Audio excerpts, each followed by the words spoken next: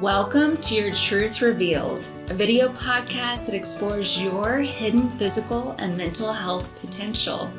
I'm Erika Marcoux, and I share with you the power of self-knowledge. I interview industry professionals to talk about how you can be your own health expert. You're watching episode 10, Know Your Development. This is the second part of an interview with Dr. Renee Rogers. And we talk about the developmental stages of life from childhood to adulthood that relate to leadership. So let's unlock your potential. The reactive mindset is very disempowering. It's really a barrier to greater effectiveness because a manager, to be effective in the complexity of today's world, has to be able to empower not only themselves, but more and more people to do work. My guest today is Renee Rogers. She has a PhD in Human Resources and Organizational Development from the University of Texas at Austin and a master's degree in Applied Linguistics from San Francisco State University. Renee has served in executive level positions, leading various functions in human resources for over 25 years. She is a certified professional coach and consults leaders and teams in her practice. Robert Anderson and William Adams wrote a book called Mastering Leadership, and they describe how Robert Kegan's stages of development are integrated into their universal model of leadership. I'm going to take some time to break that down. They don't talk about childhood. In terms of adolescence, they call this egocentric, which is the same as self-sovereign. In adulthood, they talk about reactive, which is the same as the socialized self. There's the creative, which is the self-authoring self. The integral, which is the self-transforming self. And then lastly, the unitive. This all comes from a very important instrument that Bob Anderson created and piloted first with the Integral Leadership Program at Notre Dame, then subsequently has had tens of thousands of leaders take the instrument. So they have a massive database. That's now. Awesome. And the instrument is a 360-degree feedback instrument. It's a tool. And so really their work and their company is built around the artful, skillful use of this way for managers, leaders to get feedback. Excellent. Which points at the developmental shift that they need to make to be more effective. Because they need the feedback from others. That's the distinction. They're not going to figure it out without on feedback. Their own. Typically, they realize it's not working long after the people that they're leading realize it's not working. Right? But they need more concrete, specific feedback to both shape the change and also to create the motivation to change. Feedback is really critical. So most of the work that I do, most of the work that leadership coaches do using this instrument is helping managers understand the limits of the reactive mindset. Can we go through those different stages in terms of leadership? So starting with egocentric, self-sovereign. That would be the classic authoritarian leader that I said is really out of style. One of the things, though, that is true is I think there are remnants of the self-sovereign mindset in everybody's minds. Followers sometimes can be characterized by this assumption that the leader has to solve all the problems. It can be a barrier to empowerment, the mindset that the followers hold. A barrier to self-empowerment. Exactly. Okay. The assumptions about patriarchy and that somehow the person on top knows the answers is something that all of us collectively have to kind of work through to really become aligned to a vision and then co-create the the reality of that vision together. I think moving out of adolescence and recognizing that your parents are people. Yeah. They don't have the answer. They're not perfect. We all remember what a shock that was. Yeah. So it's very parallel to that. They lay that down as an endpoint because, like with any model, each stage is largely defined by comparison to the previous one or the later one. Most leaders are in what they would call the reactive stage. The socialized self. And they are successful. That's how they got the job to be a manager. They were very focused on fulfilling the expectations of their manager or the organization. They were carrying out the direction of others. They're usually very, very good at the discipline in which they work in. And so more often than not, they get promoted because they were really good at what they did as individual contributors. The socialized self works really well for people in organizations. Those who are even the most successful often find themselves in a leadership role where the reactive mindset becomes inadequate for the leadership role. And nearly 75% of managers are in the reactive stage. And when they looked at the effectiveness, they're only about 40% effective. Right. And they call it reactive. It's socialized, but they call it reactive because in this context, they're really talking about reacting to that which is outside yourself. The problem with the reactive mindset, too, is it can burn you out. So here's the deal. You have a problem, right? You're a manager. You have a problem, and you, get anxious, and you do all the stuff you do to address that problem, right? And the problem abates. But then you take your attention off that problem, and you look at something else, and it comes right back. Right. And so then you have to come back and do the very same thing again. And so it's a never-ending reinforcing loop, and it can be exhausting. If you talk to, in organizations today, the biggest issue is burnout, stress, frustration that people have because they don't have a sense that they can succeed. They're given numbers they have to hit, it's impossible to hit, you know, and it's over and over and over again. So the reactive mindset is very disempowering. It's really a barrier to greater effectiveness because a manager, to be effective in the complexity of today's world, has to be able to empower not only themselves, but more and more people to do work. It's a scale issue. Right. They can't meet the challenge. Right. They have to scale. And reactive leadership is not scalable. It's an important distinction. Contained. Yeah. So does that motivate them then to go to the next stage? Yeah. I mean, some of them are very motivated, or they get told by their manager, they need to grow and develop, or they're part of a leadership development program. Right. And a 360 feedback is almost always at the center of a development process for managers. What that looks like is they get feedback. If they're in a highly reactive stage, the perception of others is that, first of all, they're incredibly focused on task and less focused on relationship.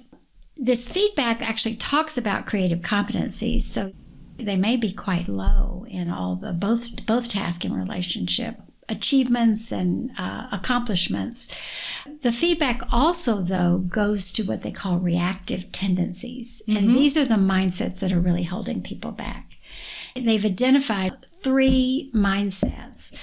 One highly focused on task, which is a compilation of being highly controlling, being autocratic, being authoritarian, paying attention to getting things done, but doing it in a highly directive way.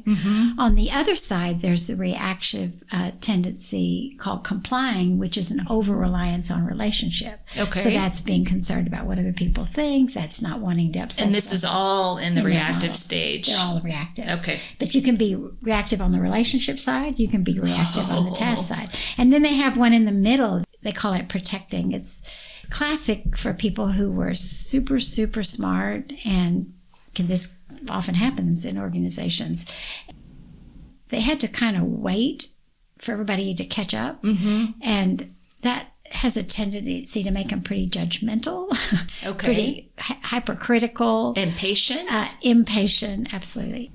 People in this feedback tool get feedback about their reactive tendencies that are holding them back from expressing the creative competencies in both the task realm and the relationship realm. So now is it a good time to move into discussing the creative? Yeah. Okay, so the creative self-authoring, only about 20% of leaders, and they are 65% effective. Yes. So it's an huge improvement. Shift. Yeah. They give those numbers in their book, Mastering Leadership, because honestly, it provides a huge financial case for investing in leadership development. Yes. And so this is when they move from an external focus to more of an internal, what's important here, what matters most. It's a regenerative phase. Remember, it's an individuation phase. Right. It's interesting. It's regenerative in the sense that rather than reacting to a problem, it's much more defining a vision and aligning the passion you feel for that vision, that change you're going to make, to motivate you to take action.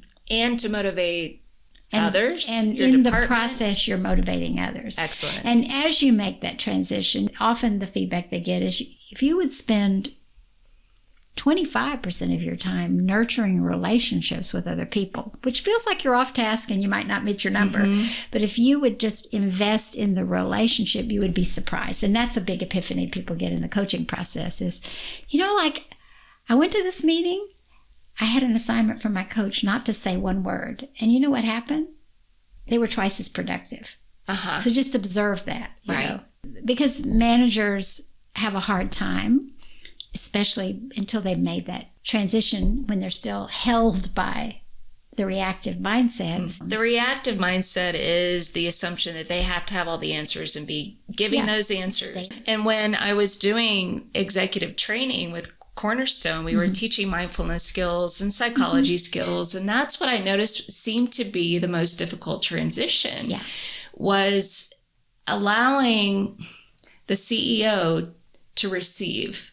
Perhaps receive the answer to whatever problem they were having, creating a forum, an open environment that felt safe enough where people could explore different solutions that maybe they hadn't thought of before. So tapping into being more creative and more open. If you can lessen the anxiety. And that was a huge part of what we were doing. More spaciousness. Exactly. And that's really the power of the mindfulness. This developmental process is an oscillation between being subject to a way of seeing ourselves in the world to holding that as an object. That's kind of what happens. So rather than, I got to get this done, it's like you step back and you're able to see. And breathe.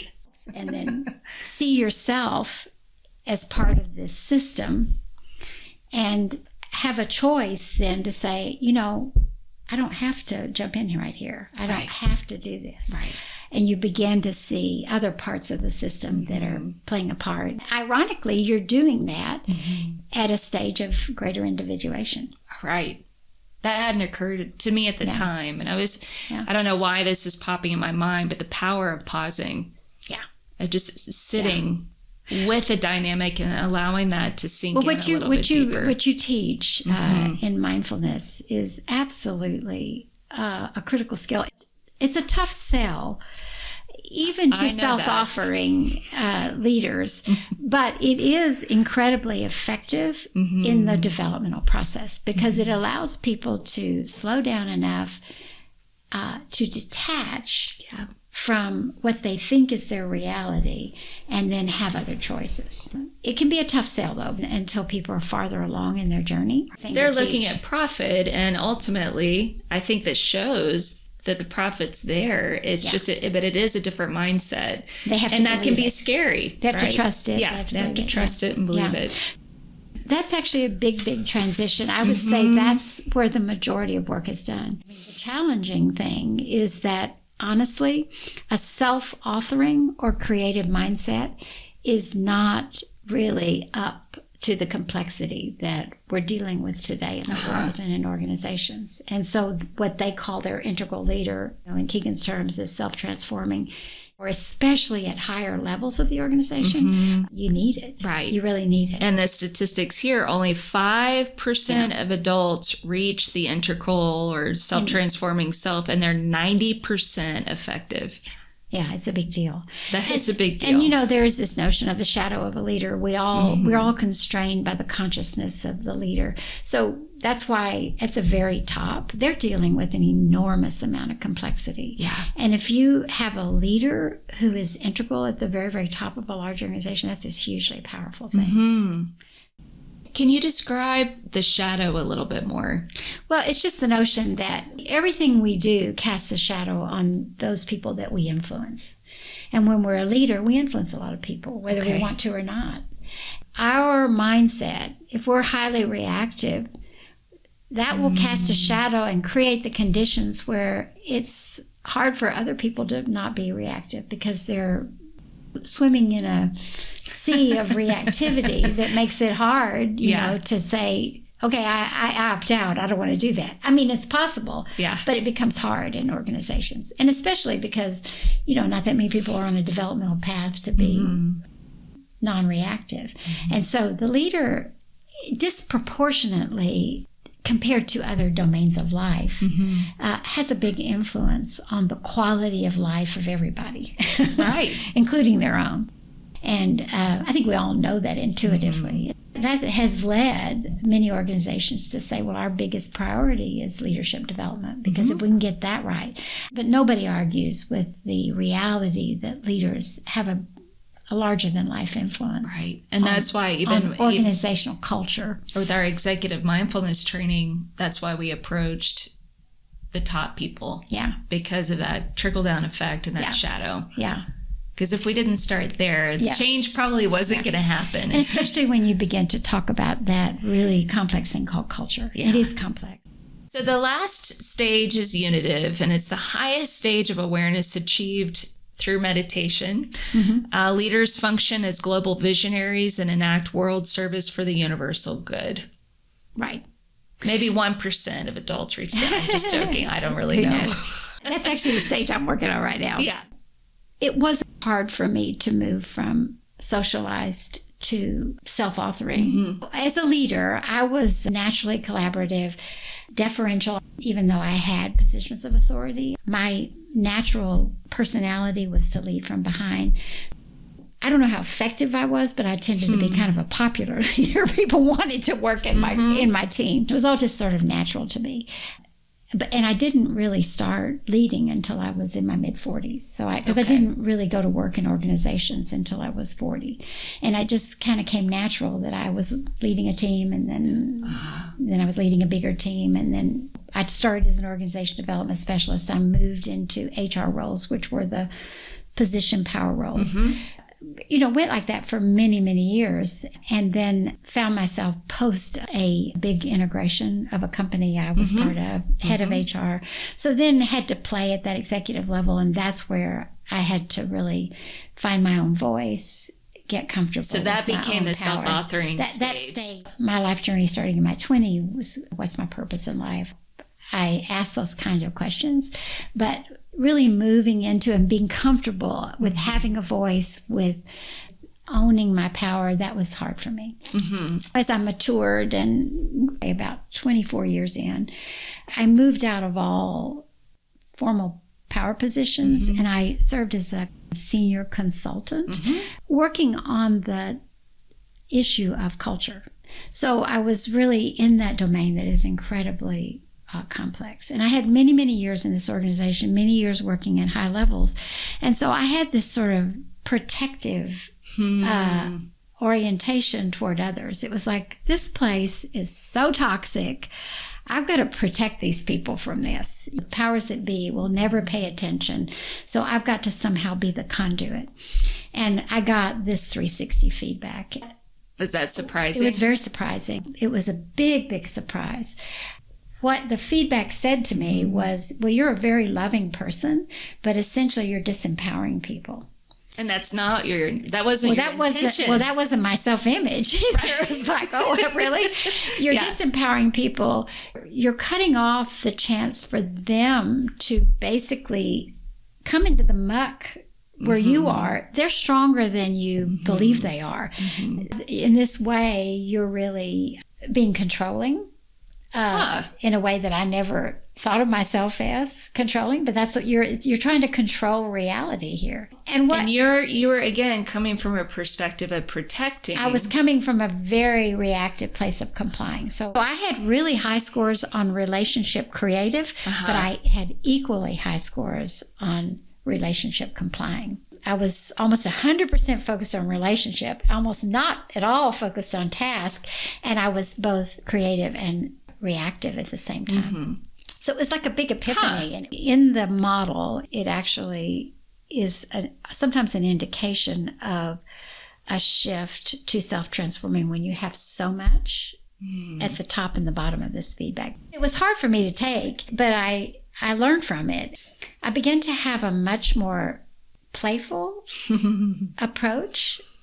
Could be that I was, ending the end of my time, but I began to discover the power of completely detaching from outcomes and allowing the team to really just be present with our reality, listening a lot more deeply, finding ease and grace in the dysfunction. It kind of blew my mind, actually. I think I was more effective in terms of the way I existed. I was happier with the way I was showing up. I felt more alignment with what I wanted. It made me an evangelist for this tool. So now all my coaching I do around this 360, and it's a successful, powerful tool. So people want to do it, and they want the help in interpreting what the feedback says, and then in co-defining and creating action steps moving forward. That was my experience with self-transforming, with what they call integral. They don't really talk about the unitive.